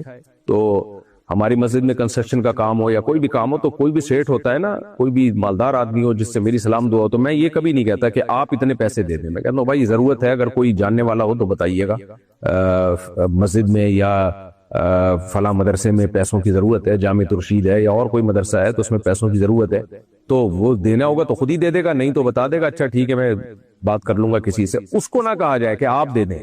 یہ بہت انسانی طبیعت پہ یہ چیز بوجھ بنتی ہے اور وہ ڈپریشن میں جاتا ہے اور وہ دل میں بال آ جاتا ہے بہرحال کہ یار ان کے پاس بیٹھو تو پتہ نہیں یہ پیسے نہ مانگ لے. تو اس لیے ائمہ کرام کو ہمارے اکابر اس میں بہت سخت ہے. حضرت مولانا شرف علی تھانوی رحمہ اللہ, مفتی رشید احمد صاحب, مولانا شیخ الحدیث مولانا زکریا رحمہ اللہ, سارے حضرات اس پہ بہت سخت ہے کہ کسی کے منہ پہ اس کو کہہ کے چندہ کبھی نہ مانگا جائے کہ آپ اتنے پیسے دے دیں. رشوت دیے بغیر کام نہ ہوتا ہو تو کیا رشتہ دے سکتے ہیں؟ ابے یہ ہمارا جو کمپوزر ہے نا رافع, یہ گڑبڑ کرتا ہے بہت لکھنے میں. رشوت کو رشتہ لکھ دیا اس پہ بھی لگتا ہے شادی سوار ہو گئی ہے اس کے دماغ میں. رشوت دیے بغیر, ویسے شادی شدہ ہے نہیں سوار ہوئی, اس کا سسرال پریشان نہ ہو جائے کہ لکھ اسی طریقے سے رہا ہے نا. رشوت دیے بغیر کام نہ ہوتا ہو تو کیا رشوت دے سکتے ہیں؟ اپنے جائز حق کے لیے رشوت دی جا سکتی ہے. بعض دفعہ یہ ہوتا ہے کہ آپ کو اپنا جائز حق بھی نہیں مل رہا ہوتا جو آپ کا رائٹ ہے, تو پھر ایسی صورت میں آپ رشوت دے سکتے ہیں تاکہ آپ کو اپنا حق تو ملے نا. تو دوسرے کا حق دبانے کے لیے رشوت دی نہیں جا سکتی. وہ جو آتا ہے نا کہ رشوت دینے والا لینے والا دونوں جہنمی ہے, تو لینے والا تو بہرحال ہے, دینے والا اس صورت میں جہنمی ہے جب دوسرے کا حق دبانے کے لیے دے رہا ہو یا بلا وجہ دے رہا ہو. حکومتی کاموں میں بعض دفعہ کیا اکثر و بیشتر آپ کو آپ کا جائز حق بھی نہیں ملتا جب تک آپ رشوت نہ دیں. وہ اتنا کام لٹکا دیا جاتا ہے, تو ایسی صورت میں دینے کی اجازت ہے. بیوہ عورت کب دوبارہ نکاح کر سکتی ہے؟ جیسے ہی بیوہ عورت کی عدت پوری ہو اس کے لیے نکاح حلال ہے, جب چاہے کر لے. اگر شوہر ہر بات ماں کے کہنے پر کرے تو بیوی کیا کرے؟ اپنے ماں بننے کا انتظار کرے یا اپنے ساس بننے کا انتظار کرے. آج کل تو یہی چل رہا ہے مارکیٹ میں. بہرحال میاں کو چاہیے وہ دیکھے کہ گھر میں اس کی بیوی پہ ظلم تو نہیں ہو رہا. چھوٹی موٹی باتیں تو ہر گھر میں ہوتی ہیں, چھوٹی موٹی باتوں میں ماں کے سامنے آ کے مت کھڑا ہو, بلکہ بیوی کو سمجھائے, بڑوں کا ادب کرو بھائی, کچھ اونچ نیچ ہو جاتی ہے تو بڑے ہیں, برداشت کر لو, اس کی برکتیں تمہیں دنیا اور آخرت دونوں میں اللہ کی طرف سے ملیں گی. لیکن زیادہ ظلم ہو رہا ہو تو پھر شوہر کو چاہیے وہ اپنی اماں کو محبت سے سمجھا دے, یا خود نہیں سمجھا سکتا کسی کے ذریعے بات کر لے. اور پھر بھی ممکن نہ ہو اور ظلم ہو رہا ہو, واقعی ساس اگر زیادتی کر رہی ہے, ٹارچر کر رہی ہے, بعض دفعہ اتنا زیادہ نندوں اور ساسوں کی طرف سے بہویں ٹارچر ہو جاتی ہے کہ پاگل ہو جاتی ہیں وہ, تو ایسی صورت میں پھر بیوی کو الگ رکھے, وہ پاگل نہ ہونے دے, اس کو الگ رکھے, اس کو اپنی ذمہ داری پہ. خیر, وضو کے دوران باتیں کرنے سے وضو متاثر ہوتا ہے. وضو بھی دیکھیں کہ عبادت ہے, اس لیے فقہا نے لکھا ہے کہ وضو کے دوران باتیں کرنا مکروہ, ناپسندیدہ ہے, حرام ناجائز نہیں ہے, ناپسندیدہ کام ہے.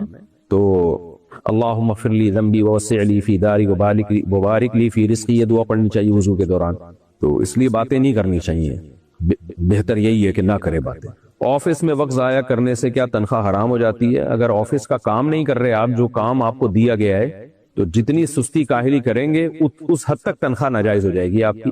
مثال کے طور پر آپ کو آفس میں کوئی کام دیا گیا, بھی آپ نے یہ کام نمٹانا ہے, اور آپ کو پتا تھا میں 2 گھنٹے 3 گھنٹے میں نمٹا سکتا ہوں, لیکن آپ نہیں نمٹا رہے اس کو, آپ نے 1 ہفتہ کھینچ لیا اس کو ادھر ادھر گپے مار کے, تو پھر جو تنخواہ ملے گی آپ کو اس میں سے کچھ تنخواہ آپ کو صدقہ کرنی پڑے گی, کیونکہ قرآن نے کہا ہے وَيْلٌ لِّلْمُطَفِّفِينَ الَّذِينَ إِذَا اكْتَالُوا عَلَى النَّاسِ يَسْتَوْفُونَ وَإِذَا كَالُوهُمْ أَوْ وَزَنُوهُمْ يُخْسِرُونَ. ان لوگوں کے لیے تباہی ہے جو اپنا حق لینے کی باری آتی ہے تو پورا حق لیتے ہیں, اور جب حق دینے کی باری آتی ہے تو ڈنڈی مارتے ہیں. تو جب آپ کو تنخواہ پوری مل رہی ہے آفس کی طرف سے, وہ کٹ کے نہیں آ رہی ہے, تو جو کام آپ کو دیا گیا ہے وہ بھی آپ پورا کریں. ہاں, فارغ کام ہے, کوئی کام ہی نہیں ہے, تو پھر مارتے رہیں گپیں بیٹھ کے. اس سے بھی بہتر ہے کہ گپیں مارنے کے بجائے اللہ کا ذکر کر لیں تو زیادہ اچھا ہے. بہرحال وہ گپیں بھی مار لیں گے تو تنخواہ حرام نہیں ہوگی, کیونکہ جو کام آپ کو دیا گیا ہے وہ آپ نے مکمل کر لیا ہے. آفس میں عام طور پہ کام دیکھا جاتا ہے کہ جو کام آپ کو دیا گیا ہے وہ کر لیا کہ نہیں کیا. باس کو اس سے غرض نہیں ہوتی کہ آپ نے گپیں ماری ہیں یا مکھیاں ماری ہیں, وہ یہ دیکھ رہا ہوتا ہے کہ جو کام آپ کو دیا گیا ہے ٹائم پہ آپ نے وہ کام کیا ہے یا نہیں کیا. عورت کا بغیر دوپٹے کے گھر میں نماز پڑھنا درست ہے؟ نہیں جناب, صحیح حدیث ہے, عورت کیا دوپٹے کے بغیر, خمار ہے, چادر ہے, اس کے بغیر نماز نہیں ہوتی. تو اس لیے عورت کو پراپر اسکارف لینا پڑے گا, اس کے بال چھپے ہوئے ہوں, گردن چھپی ہوئی ہو, پورا جسم نماز میں چھپا ہوا ہو. ہاں, چہرہ اور ہتھیلیاں یا پاؤں کھلے ہوئے ہوں تو اس میں کوئی حرج نہیں ہے, گھر کے اندر. کسی نے غصہ میں اللہ سے شکوہ کیا، کیا یہ کفر میں آتا ہے؟ دیکھو، ایک اللہ سے شکوہ تو محبت اور راز و نیاز میں ہوتا ہے. جیسے لوگ لاڈ میں بھی شکوہ کر رہے ہوتے ہیں نا، وہ شکوہ تو کفر میں نہیں آتا. لیکن غصے میں اللہ کے سے شکوہ کرنا، اس سے انسان کفر کے قریب بہرحال ہو جاتا ہے. تو فتویٰ دی فوراً کسی پہ لگا دینا چاہیے کہ یہ کافر ہو گیا، لیکن یہ عمل بہرحال کفری ہے، کیونکہ ہمیں حکم یہی ہے کہ ہم اللہ کے ہر فیصلے پر راضی رہیں. اور اکثر اپنی حماقتوں کی وجہ سے ہمارے ساتھ برا ہو رہا ہوتا ہے اور ہم اللہ کو معاذ اللہ پھر شکوے شکایات کر رہے ہوتے ہیں. تو کسی نے اگر غصے میں ایسا کر لیا تو احتیاط اسی میں ہے کہ وہ توبہ استغفار پڑھے اور احتیاطاً نکاح کی تجدید بھی کر لے. بیوی اگر شوہر کی بد زبانی پر جواب دے تو کیا یہ گناہ ہے؟ آج کل تو یہی چل رہا ہے. شوہر اگر تھوڑا سخت لہجے میں بولے تو بیگم صاحبہ بھی پورا سود کے ساتھ وہ چکاتی ہیں، رپلائی کرتی ہیں. جو مارکیٹ میں جس طرح کی بیگمات چل رہی ہیں وہ تو یہی چل رہی ہیں. بہرحال ہم عورتوں کو یہی کہیں گے، جو شریعت نے کہا ہے کہ شوہر جو ہے آپ کا سربراہ ہے اور اس کے احسانات بھی ہیں، تو اس کو اپنا بڑا مان لیں. اگر کبھی کبھار وہ بد زبانی کرتا ہے تو خاموش ہو جائیں.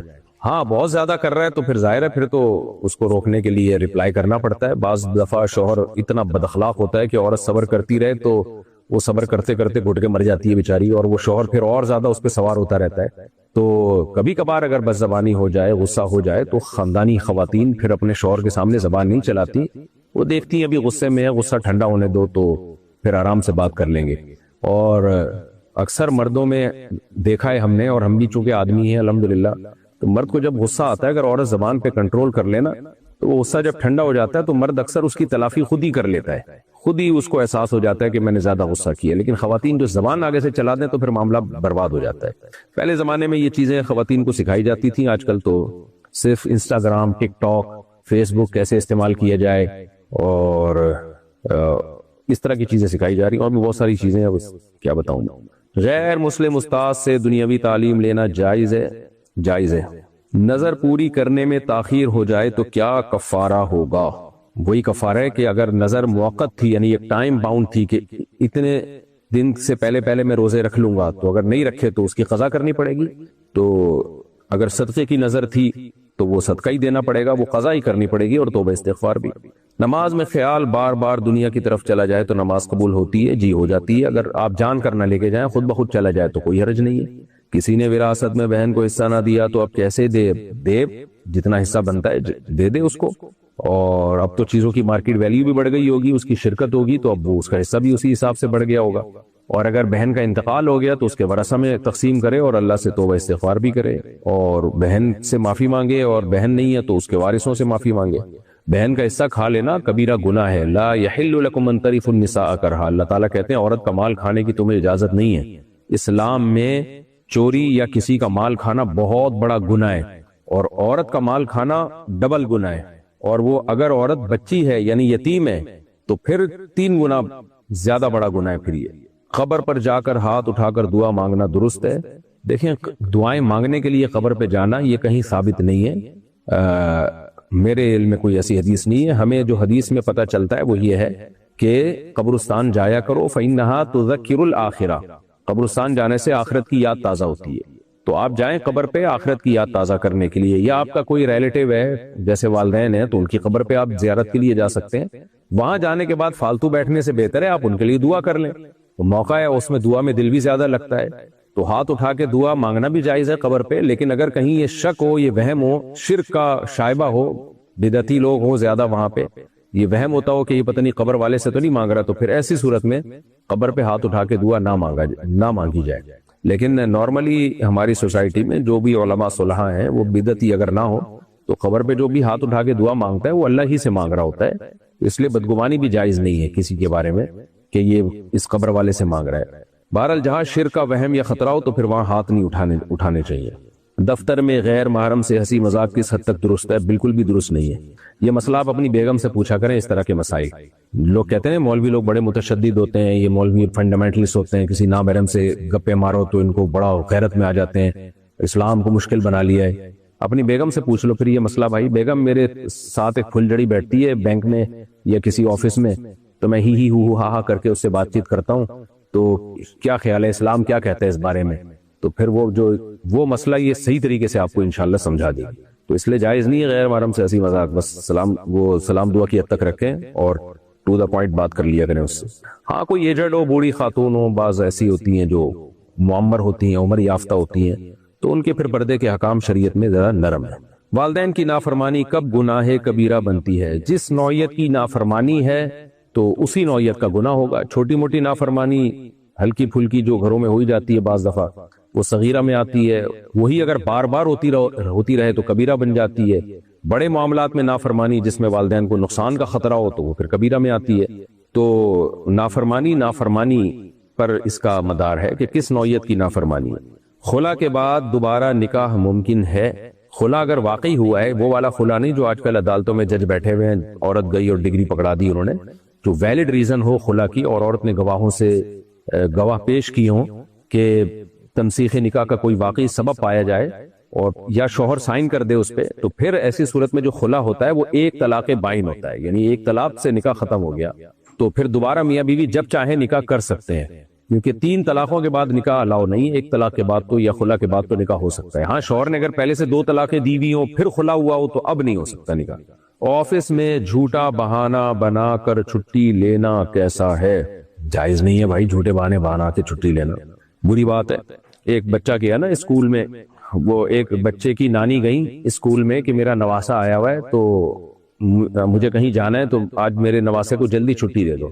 تو اسکول کے ہیڈ ماسٹر سے پوچھا نانی نے کہ بچہ کہاں ہے؟ انہوں نے کہا وہ آپ کے انتقال پہ کی چھٹی لے کر گیا ہوا ہے, یعنی وہ آپ کی انتقال کی چھٹی لے کے گیا ہوا ہے. دعا میں کسی بزرگ کا وسیلہ دینا شرک ہے یا نہیں؟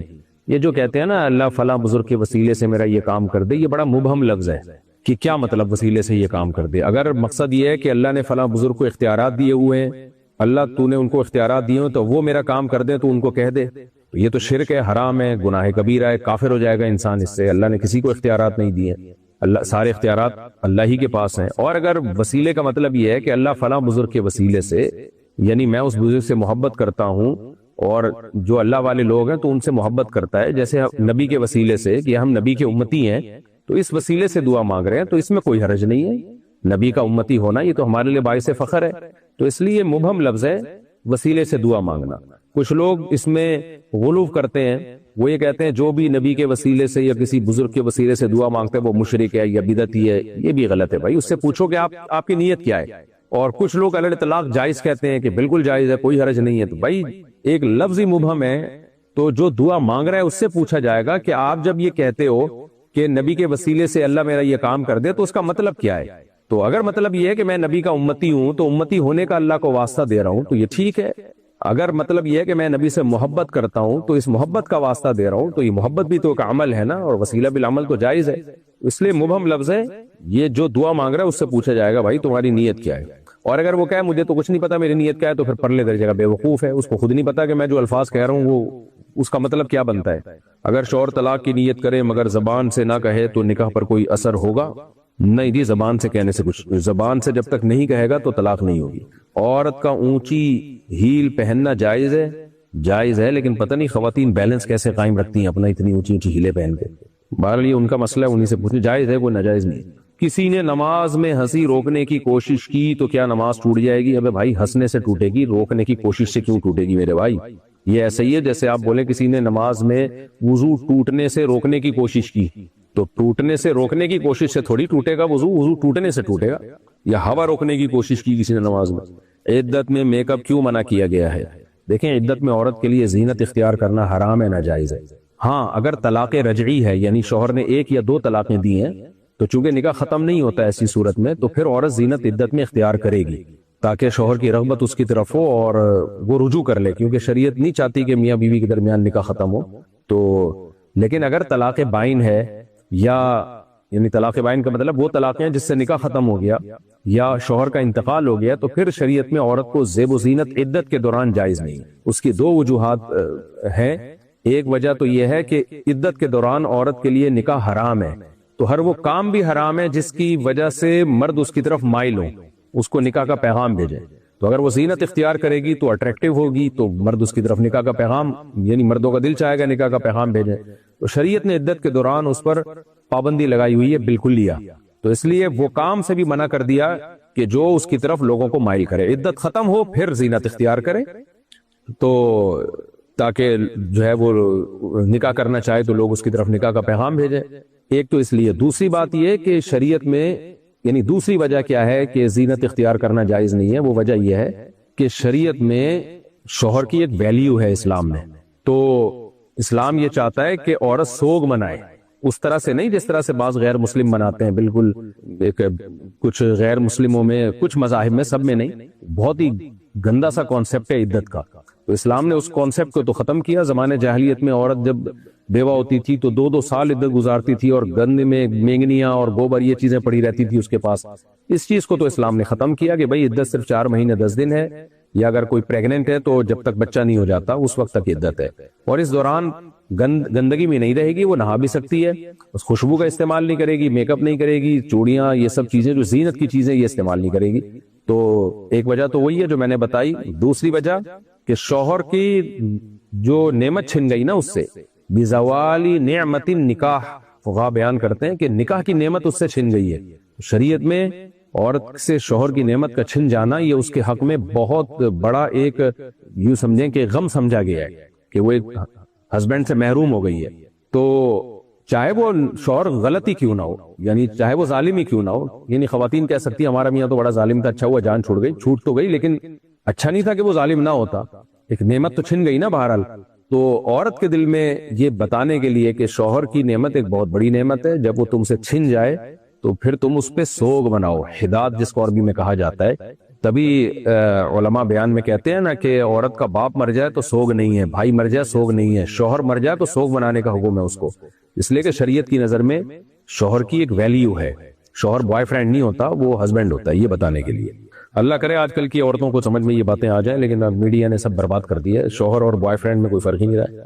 والدین اگر اولاد میں فرق کریں تو اولاد کا رد عمل کیا ہونا چاہیے, یہ بھی جائز نہیں ہے. ماں باپ یہ بڑا ظلم کرتے ہیں. ایک ایسا لاڈلا ہوتا ہے, ساری نوازشیں اسی پر, اور دوسرے کو ایسا بنایا ہوا ہوتا ہے جیسے سوتیلا. حدیث میں بہت سخت ممانعت ہے اس کی. نعمان ابن بشیر رضی اللہ عنہ کی حدیث ہے, ایک صحابی نے کہا, عرض کیا کہ یا رسول اللہ میں اپنا غلام ایک بیٹے کو دینا چاہتا ہوں, آپ اس پہ گواہ بن جائیں. آپ نے فرمایا دوسرے کو بھی دے رہے ہو؟ کہا کہ نہیں. فرمایا میں ظلم پہ گواہ نہیں بن سکتا. تو ماں باپ نہ اپنی اولاد میں بھی برابری کریں. حدیث میں آتا ہے اولاد میں بھی برابری کرو. تھوڑا بہت اونچ نیچ تو ہو جاتی ہے, بعض دفعہ ایک بیٹا بڑا فرما بردار ہوتا ہے, نیک ہوتا ہے, لیکن ماں باپ کیا کر رہے ہوتے ہیں, جو کماؤ پوت ہے, جو پیسے لا کے دے رہا ہے وہ لاڈلا ہے. جس بیچارے کی جاب ہی نہیں لگ رہی وہ اس کا تھوڑی قصور ہے, وہ اس کی جاب نہیں لگ رہی, اس کو ہر طرح سے نظر انداز کیا ہوا ہوتا ہے. تو بیٹیوں میں ایسا ہوتا ہے, فرق کرتے ہیں. بعض دفعہ بیٹیوں کو بیٹوں پہ بہت زیادہ ترجیح دی جاتی ہے, بعض دفعہ بیٹوں کو بیٹیوں پہ ترجیح دی جاتی ہے. تو 2-2 3-3 بچوں میں بھی تم لوگ سے برابری نہیں ہو رہی, تو تم کیا کرو گے بھائی؟ بچے ہیں کہاں آج کل, ایک آدھ بچہ ہوتا ہے, اس میں بھی آپ برابری نہیں کر پا رہے. تو یہ ظلم ہے, زیادتی ہے. حدیث میں اس سے منع کیا گیا, اور اس کے سائیڈ ایفیکٹ پھر ماں باپ خود اپنی آنکھوں سے دیکھتے ہیں. اولاد باغی ہو جاتی ہے. میں جانتا ہوں ایسے گھروں کو, ایسے لوگوں کو اتنے بدگمان ہو گئے اپنی ماں سے, اپنے باپ سے, کہ یار ابا کر کیا رہا ہے, اب ماں کر کیا رہی ہے. تو آپ خود اپنا مستقبل تباہ کر رہے ہو. اولاد پر تو ہر صورت میں واجب ہے کہ وہ ماں باپ کا احترام ہی کرے, چاہے ان کے ساتھ ترجیحی سلوک ہو یا نہ ہو, کیونکہ والدین کے احسانات بہرحال اولاد پہ زیادہ ہوتے ہیں. لیکن شریعت نے ماں باپ کو بھی اس بات کا پابند بنایا ہے کہ وہ اولاد کے درمیان برابری کرے. نماز کے بعد شک ہو کہ کم رکعت پڑی ہے تو کیا کرے؟ یہ وہم کی بیماری ہوتی ہے آج کل. جب سلام پھیر لیا, تسلی ہو گئی, تو بس اٹھ کے 3 دفعہ استغفر اللہ پڑھے, تسبیحات پڑھے, اور سنتیں ہیں تو وہ سنتیں پڑھ لیں, ورنہ پتلی گلی سے نکل جائے. تو اکثر یہی ہوتا ہے وہمیوں کو, سلام کے بعد پتہ نہیں 3 پڑھی ہیں 4 پڑھی ہیں. بہرحال کوئی وہمی نہ ہو, کوئی کبھی کبھار ایسا ہوتا ہو تو سلام پھیرتے ہی اگر اس کو یاد آ جائے کہ پتہ نہیں میں نے 3 رکعت کے بعد تو نہیں سلام پھیر دیا ہے. دیکھیں یہ وہم کا, یہ جو شک کا اعتبار اس وقت ہوتا ہے جب آپ سجدے کے بعد بیٹھیں, اس وقت آپ فیصلہ کریں گے کہ میں نے 3 پڑھی ہیں یا 4 پڑھی ہیں. تو اگر اس وقت شک ہو گیا تو پھر یہ شک واقعی شک ہے. تو پھر اس وقت آپ نے کیا کرنا ہے کہ آپ بنا علی الیقین کریں, یعنی یوں سمجھیں کہ 3 پڑھی ہیں تو اتحیات پڑھ کے کھڑے ہو جائیں, اور پھر اتحیات پڑھ کے درود شریف پڑھ کے سجدہ سہو کرنے کی. ہو سکتا ہے یہ 5ویں ہو سکتا ہے 4تھی ہو, تو سجدہ سہو سے نماز کی تلافی ہو جائے گی. لیکن 2 سجدوں کے درمیان آپ بیٹھ گئے, آپ نے اتحیات بھی پڑھ لی, اس وقت تک بھی آپ کو کوئی شک نہیں ہوا, درود شریف پڑھ لی, دعا پڑھ لی, پھر سلام پھیرا. اب جو ہے نا وہ شیطان آ کے وسوسے ڈال رہا ہے کہ تو نے پتہ نہیں 3 پڑھی ہے 4 پڑھی ہیں, تو اس وسوسوں کا اعتبار نہیں ہے. نماز کمپلیٹ ہو جایا کرے تو مت سوچا کریں کتنی پڑھی ہے. قبر پکی بنانا کہاں تک جائز ہے؟ کہیں تک بھی جائز نہیں ہے, نہ وہاں تک جائز ہے نہ وہاں تک جائز ہے. تو کچی قبروں کا حکم ہے. نبی صلی اللہ علیہ وسلم نے قبروں کو پکا کرنے سے منع کیا ہے. ہاں اب لوگ اس میں بہانے کر رہے ہوتے ہیں کہ وہ قبر ڈھہ جانے کا خطرہ ہے. آج کل کوئی خطرہ وطرہ نہیں ہوتا قبر کے ڈھہ جانے کا. تو سنت کے مطابق کچی قبریں بنایا کریں. بس بہت زیادہ مجبوری ہو, کوئی واقعی ایسی نرم جگہ ہو کہ تو پھر کنارے پہ تھوڑی سی باڑ لگا سکتے ہیں ہلکی پھلکی سی, لیکن وہ بھی خلاف سنت ہے. بہرحال نبی صلی اللہ علیہ وسلم نے جو حکم دیا اسی کو فالو کریں. عورت کا سوشل میڈیا پر فعال رہنا کس حد تک درست ہے؟ جوان عورت کے لیے پردہ لازم ہے. کوئی ضروری آڈیو کوئی ضروری بنانی ہو اس نے, بعض دفعہ خواتین کی سورس آف انکم نہیں ہوتا, شوہر نہیں کما رہا ہوتا یا غربت ہوتی ہے, تو پھر ان کو اپنا یوٹیوب پہ چینل بنانا پڑتا ہے, تو آڈیو کی حد تک رکھیں یا مکمل پردہ کریں, وہ بھی مجبوری میں. لیکن چہرہ کھول کے جوان عورت کے لیے سوشل میڈیا پہ آنا یہ بہرحال جائز نہیں. ہاں کوئی ایجڈ خاتون ہے تو ایک الگ بات ہے. مسجد میں موبائل چارج کرنا درست ہے؟ درست ہے, سبھی چارج کر رہے ہوتے ہیں, اور اس کی عام طور پر اہل محلہ کی طرف سے جو چندہ دیتے ہیں ان کی طرف سے عرفاً اجازت ہے. یعنی جو لوگ بھی مسجد میں چندہ دیتے ہیں ان کو پتا ہوتا ہے کہ ان چندوں سے بہرحال کوئی اگر آئے گا مسجد میں نماز پڑھنے کے لیے تو موبائل بھی چارج کرے گا. تو میرا مقصد یہ نہیں ہے کہ موبائل چارج کرنے کے لیے مسجد میں جائیں. ایسا نہ ہو اس کلپ کے بعد سارے محلے والے مسجدوں میں موبائل لگا کے چلے جائیں. نماز پڑھنے کے لیے آپ آئے, اصل مقصد آپ کا نماز پڑھنا تھا, یا اعتکاف میں آپ بیٹھے ہوئے ہیں تو اس دوران کسی نے چارجنگ پہ لگا دیا موبائل, تو انشاءاللہ اس میں کوئی گناہ نہیں ہوگا. اور انتظامیہ کی طرف سے اس کی عموماً اجازت بھی ہوتی ہے, اور اجازت بھی اس لیے ہوتی ہے کہ جو چندہ دینے والے لوگ ہیں ان کو اس پر اعتراض نہیں ہوتا. اصل تو یہ کہ جن کی رقم ہے وہ غلط استعمال نہ ہو نا. وہ کہہ سکتے ہیں کہ ہم نے پیسے مسجد میں اس لیے تھوڑی دیے کہ محلے والے موبائل چارج کریں, لیکن جو نماز کے لیے آتا ہے اس کو اتنی پرمیشن عرف میں لوگوں کی طرف سے بھی ہے, یعنی کسی کو اس پہ اعتراض نہیں ہوتا ہے. غیر مسلم کے لیے ہدایت کی دعا کرنا جائز ہے؟ جی بالکل جائز نہیں بلکہ مستحب ہے, ثواب ہے. اگر وہ آپ کی دعا سے مسلمان ہو گیا تو آپ کے لیے صدقہ جاریہ بن جائے گا. دفتر میں نماز کی اجازت نہ ہو تو کیا کرے؟ اجازت لے, نہیں ہے تو پھر بھی پڑھے ایسی کی تیسی. پھر بھی اگر اجازت نہیں ملتی تو جاب چھوڑ دیں. فرض نماز قضا کرنا خوب سمجھ لیں کسی صورت میں حلال نہیں ہے. اگر مسجد میں نماز پڑھنے کے لیے آئیں پھر نماز کے بعد کچھ دنیاوی باتیں بھی کر لیں تو کیا یہ گناہ ہے؟ صرف دنیاوی باتوں کے لیے آنا تو جائز نہیں مسجد میں. اگر آئے تھے نماز کے لیے اور بیٹھ کے آرام سے کوئی بات کر لیے لیکن مسجد کے آداب کا خیال کرتے ہوئے, تو اس میں کوئی گناہ نہیں ہے. پھر بھی احتیاط اسی میں ہے کہ مسجد میں دنیاوی باتیں نہ کی جائیں. اگر شوہر, بعض لوگ کیا کرتے ہیں پھر ٹانگیں پھیلا کے ٹانگیں ہلا رہے ہوتے ہیں اور ایسے پڑے ہوئے ہوتے ہیں, گپوں کا ماحول مسجد میں بنایا ہوا ہوتا ہے, ہاں ہاں ہی چل رہا ہوتا ہے, یہ ٹھیک نہیں ہے. تو مسجد کے تقدس کا خیال کرتے ہوئے اگر کوئی بات کر لی جائے دنیاوی, بشرطے کہ آئے نماز کے لیے یا دینی کام کے لیے آئے, تو پھر اگر کوئی دنیاوی بات کر لی جائے تو ناپسندیدہ تو ہے مگر کوئی ناجائز نہیں ہے اس میں. اگر شوہر بیوی کو خرچ پورا دے رہا ہو مگر عزت نہ دے تو کیا یہ بھی ظلم میں آئے گا؟ خرچہ لے لیں, عزت کو چھوڑیں بھائی, آج کل خرچے کی بڑی ویلیو ہے. جو اگر آپ سوچیں عزت دے رہا ہو خرچہ نہ دے رہا ہو تو پھر کیا بنے گا آپ کا؟ تو خیر بری بات ہے. شوہر کو چاہیے بیوی کو عزت دے, رسپیکٹ دے. تو یہی ہے, ذلیل کرنا, اس کو عزت نہ دینا یہ حرام ہے, ناجائز ہے. کسی کو بھی رسوا کرنے کی اجازت نہیں ہے. نبی صلی اللہ علیہ وسلم کی سیرت جو اپنی ازواج کے ساتھ تھی, جو آپ اپنی ازواج کو رسپیکٹ دیا کرتے تھے, وہ ہمارے لیے نمونہ ہے. آپ صلی اللہ علیہ وسلم برتن میں اس جگہ سے منہ لگا کے پانی پیتے جہاں سے سیدہ عائشہ نے پانی پیا ہوتا. تو کتنی محبت کا اظہار تھا یہ. تو اچھے میاں اسی ٹائپ کے ہوتے ہیں. لیکن اگر کبھی کبھار اونچ نیچ ہو جائے تو عورت کو چاہیے برداشت کر لے بھائی, پیسے تو دے رہے ہیں نا. عورت اگر سسرال میں رہتے ہوئے اپنے والدین کی چھپ کر مالی مدد کرے تو کیا یہ گناہ ہوگا؟ اگر اپنے پیسوں سے کر رہی ہے تو بہت ثواب ہے. میاں کی پینٹ سے پیسے چرا کے کر رہی ہے تو یہ ناجائز ہے. میاں کی مرضی کے بغیر اس کے پیسے جائز نہیں ہے استعمال کرنا. نماز میں بار بار کپڑوں کو درست کرنا کب مفسد نماز بنتا ہے؟ دیکھیں حرکت کثیرہ سے نماز ٹوٹ جاتی ہے. اب حرکت کثیرہ کسے کہتے ہیں؟ اس میں دو قول ہیں. ایک قول تو یہ کہ 3 دفعہ جلدی جلدی حرکت کر لی تو نماز ٹوٹ جائے گی, یہ قول بہت سخت ہے, احتیاط اسی میں ہے. اور ایک قول یہ ہے جو دلیل کے لحاظ سے راجح ہے کہ اتنی حرکت کر لی کہ کوئی دیکھنے والا اگر آتا تو سمجھتا کہ شاید یہ نماز ہی نہیں پڑھ رہا, تو پھر یہ اس میں خود نمازی کی رائے کا اعتبار ہوگا کہ میں نے اتنی حرکت کی ہے یا نہیں کی. تو ایسی صورت میں نماز اس کی ٹوٹ جائے گی. اگر کسی نے آن لائن کورس بیچتے وقت مبالغہ کیا ہو تو اس کی کمائی کا کیا حکم ہے؟ اتنا وہ اچھا کورس تھا نہیں, اس نے بڑا چڑھا کے اس کو زمین آسمان کے قلابے ملا دیے, تو کورس کی آمدن میں یوں سمجھے کہ ناجائز شامل ہو گیا, کیونکہ کورس کچھ تو بکا بھی ہے نا, یعنی اس کی تو کچھ جائز پیسے بھی تو ہیں. تو احتیاطاً اندازے سے اضافی رقم صدقہ کر دے اور آئندہ ایسی مبالغہ آرائیاں چھوڑ دے, گناہ ہوگا اس سے.